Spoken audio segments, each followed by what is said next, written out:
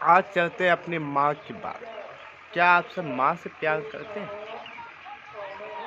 आज बड़ी दुख की बात है कि हमारे प्रिय दोस्त का माँ का देहांत हो गया।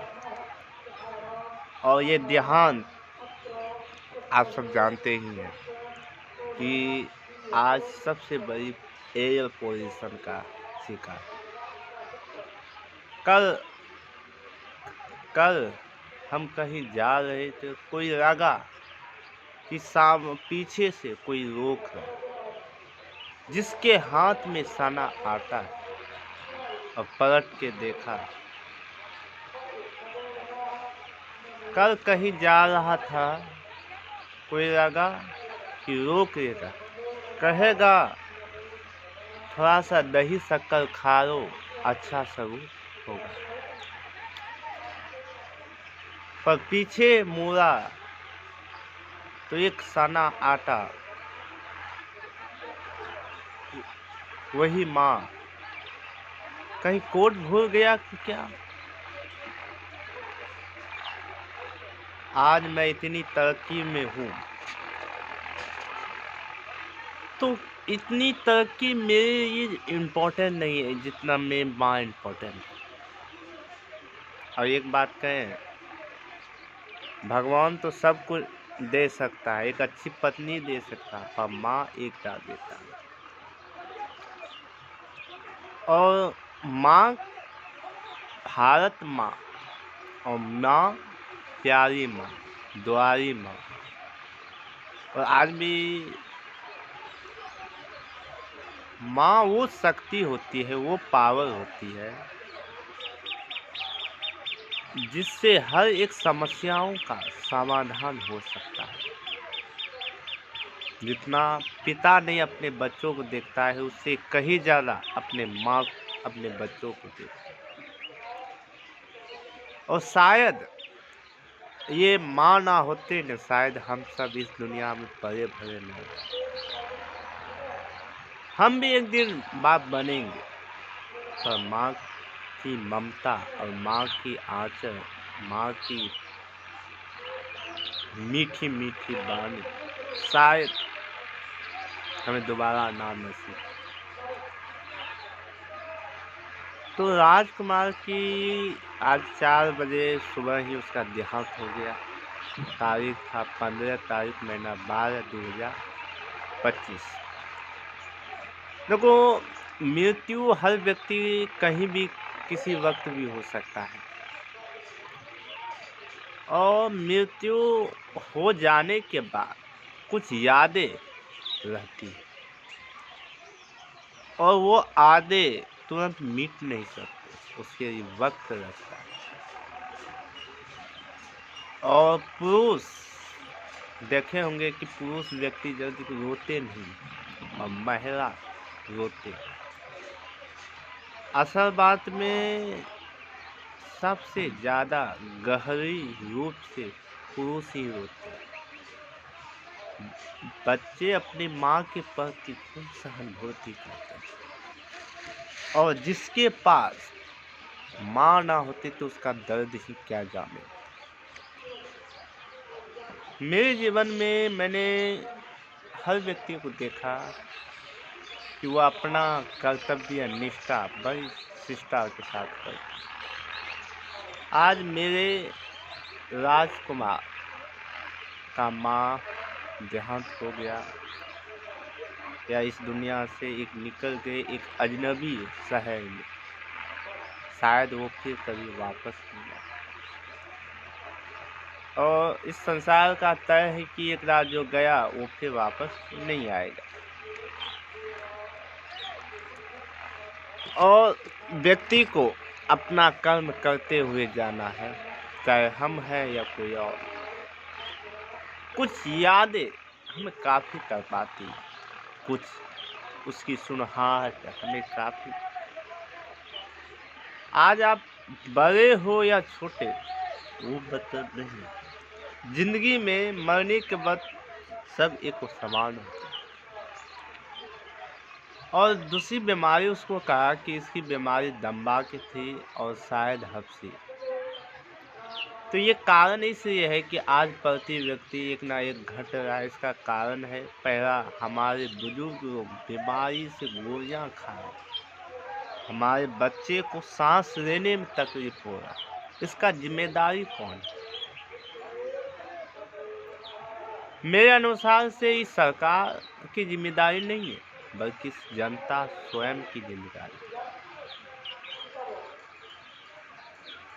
क्योंकि जनता अपने आप को अपने आप को जगाए नहीं, अपने आप को देखे नहीं कि हमारे धरती में, हमारे भारत धरती में ये क्या हो रहा है। हमारे बुजुर्ग टैबलेट के बिना रह नहीं सकते और एक अच्छी रंग के सांस हमको ले नहीं सकते। इसका कारण क्या है? और ये समस्या, जो सिगरेट फूंक रहा है उसको ये भी है, जो नहीं फूंक रहा है उसके ये भी समस्या ऑटोमेटिक आ रहा है। कारण क्या है? मैं आपसे जानना चाहता। आप हमें देख रहे हैं, आप अपने आप से पूछिए। आज मेरा हफ्सी दम्मा, ये स्वाभाविक बात नहीं है। ये हमारे एयर पोल्यूशन के कारण।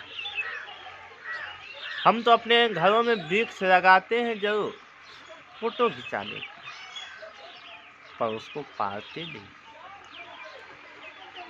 मैं सभी विद्यार्थियों को अनुरोध करूंगा कि आप कम से कम एक साल में एक वृक्ष को लगाएं और साथ ही उसका पालन पोषण एक साल तक करें। उसके बाद शायद आपको करना ना पड़े, क्योंकि अभी लगाए गए बीज आने वाली कर देगा। मैं हमेशा कहता हूँ कि बीज में आपको पेड़ नहीं दिखता, पर वक्त आने में स्वतः वो दिख पाता है। और एक छोटी सी बीज इतनी विशाल वृक्ष बन सकता है। तो आप समझ सकते हैं कि इस दुनिया में हर व्यक्ति आते हैं जाते इस नगरी से नहीं। हमारे ग्लोबल स्टेट भारत, आज भारत में ही भारत को छोड़ने की हर व्यक्ति बात कर रहा है। हमारे भारतीय नागरिक क्यों? जानते हैं? क्योंकि यहाँ की हवा अशुद्ध है, अच्छी सांसें नहीं मिल रही, हर तरह से प्रदूषण हमारे भारत की चारों एरिया। क्यों हम विदेशों जाना चाहते हैं? इसलिए कि वहाँ की हवा सौंदर्य है एकदम, करेंसी उसका तेज है। इसलिए क्या हमारा भारत नहीं बन सकता? क्या हम ये सोचे कि इसके लिए हम क्या करें? देखो, मुझे भी था कि शहर जाकर हम कमाए, अच्छी पोजीशन में अपने परिवार को देख रेख करें। मैंने सोचा अगर हम शहर जाते हैं तो हम देश को बदलने की एक राह चुन सकते हैं, पर अपने गांव में रहते हैं तो कुछ ना कुछ पे करना है। मैंने सोचा अगर हम गांव में रहते हैं तो गांव की शुरुआत में हमको सारा सुविधा एकत्रित मिलता है, और शहर में सुविधा पाने के लिए कई साल हमको वक्त लग सकता है, क्योंकि उतना समय हमको नहीं मिलेगा। अगर हम जाएंगे तो 12 घंटा तो कम से कम हमको काम में जाना है, और ये जो दिमागवा है जब काम में है तो ये थकानवा जरूरी है। तो इसलिए हमने सोचा नहीं यार, हम गांव में रहकर एक अच्छी टी हॉस्पिटल का निर्माण करके, जहाँ के बच्चे शिक्षित पद्धति में ऑनलाइन हम रहेंगे, ताकि बच्चे को कम पैसे में ज़्यादा नॉलेज मिल सके शिक्षा के लिए, और उसी के पैसे से हम अपना हॉस्पिटल खोलेंगे। मेरे नाम से मतलब नहीं है, कम एवज में ज़्यादा मनी, ज़्यादा व्यवस्था आपको करना। हम अपने आप को भाग्यशाली कहेंगे जब वो काम, वो गोल्ड हम अचीव करने के लिए खुद को तैयार रखेंगे, अपने आप को डटे रहेंगे। काहे नहीं होगा? हम एक समय था कि मेरा जो वीडियो था शायद एकदम लग रहा न था ये वीडियो बना है पाया जाए, लेकिन आज एक समय है कि वीडियो थोड़ा बहुत क्वालिटी है। इसीलिए जीवन में आज एक दूसरे में संघर्ष भरी जिंदगी है। आज मरते हैं, कल भुलाते हैं। तो कुछ यादें हैं कि संसार में अगर आप चले जाते हैं इस संसार को छोड़कर, तो आपको मात्र 15 से 20 रोज आपको याद करेगा, उसके बाद कोई याद करने वाला नहीं। इसलिए मेरे जीवन में धन इम्पोर्टेंट नहीं है। धन हमारे संसाधन के लिए भी जरूरत है, हम सिर्फ संसाधन के लिए मानते, पर मेरे लाइफ में लोगों की भलाई के लिए ये करना काम ये जरूरत है। क्योंकि हम इस दुनिया से चले जाएंगे तो हमको याद करने वाला कोई व्यक्ति नहीं आएगा। और वैसी अगर हम इस संसार में कुछ ऐसी हस्ती बना देंगे कि जहाँ की लोगों को अच्छी सुविधा मिले और कम एवज में ज़्यादा सुविधा मिले, तो शायद हम मर जाएंगे भी तो हमारा अस्तित्व इस दुनिया में कायम है। समझे? और मेरी टीचिंग फील्ड में भी हम जब मर जाएंगे तो सर इतना कम पैसे में आपका दायरा इस दुनिया से जब जाते हैं तो आपकी रोग आपको देखता है कि आप कितने इस दुनिया में पाप या पुण्य नहीं कमाए हैं। संसार बड़ा विचित्र नहीं है। संसार को समझो, विचारो और बुझो। वक्त यूं ही नहीं कटता है मेरे दोस्त, वक्त को धैर्य के साथ आगे बढ़ाना पड़ता है और आगे बढ़ना पड़ता है। इसीलिए कहा गया है इस जीवन में अपने आप को संघर्षशील बनाओ और खुद को भलाई करो, तब दुनिया को। और जिस दिन खुद की भलाई करने लगोगे दुनिया स्वतः भलाई होने लगेगी। और हमको कहा गया है कि दूसरे से प्रेम मत करो। मैं कहता कि इस दुनिया के बिना प्रेम से इन्हें चल ही नहीं सकता। जो भी है संसार के लिए मेरे ओर से हार्दिक शुभकामना। जो आएगा वो आता ही रहेगा, जो जाना है उसको जाता रहेगा।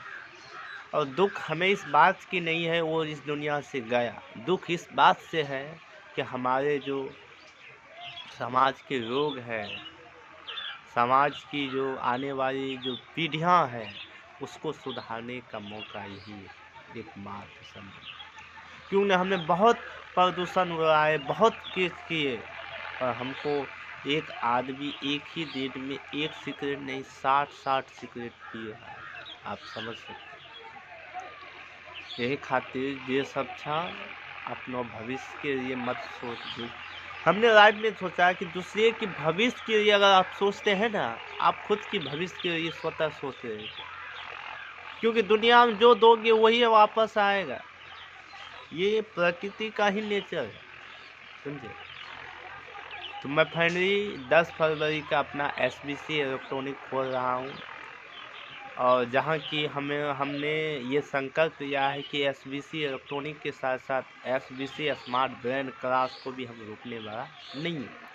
चाहे जो भी कहें दुनिया वालों, हम दुनिया से नहीं अपने दिल से सुनते हैं। और यही दिल है मेरा कि हम किसी को रोक नहीं सकते, किसी को झुका नहीं सकते, हम अपने स्वतः। आज हमें पता है कि हमारे पास ना तो टीम है ना तो कुछ है, पर मेरे पास एक जिद है और उसी जिद से हमको चाहिए आगे बढ़ना। क्योंकि हम इतने जानते हैं कि कोई भी काम चाहे वो छोटा हो या बड़ा, पावर ऑफ कंजक्शन जरूरी है। मैं अपने आप से कहता हूँ कि ये काम शुरू क्यों किया, जब आप ख़त्म ही नहीं कर सकते तो वो काम कभी शुरू मत कीजिए। चाहे आपके टैलेंट में हो या ना हो, उससे मतलब नहीं।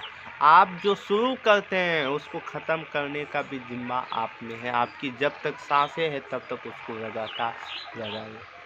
और मैंने टीचिंग का फील्ड स्टार्ट किया और 10th 12th को पढ़ाया, तो इसको हम कभी छोड़ नहीं सकते। शायद इसके अलावा हम कुछ और विषय पढ़ा, और इसको हम छोड़ नहीं सकते, हमको लड़ना पड़ेगा। हम ज़्यादा ना ऊंचा बनना चाहते हैं ना नीचा। हम अपना सामान्य व्यक्ति से एक और मौका, हम दिन भर एक ही काम को करने के लिए सारा धरती में नहीं आए। मैं भी कुछ करना, मैं भी कुछ करना। तो आई होप कि आप सब मेरे इस वाणी को अपने दिल पर नहीं दिमाग में। धन्यवाद।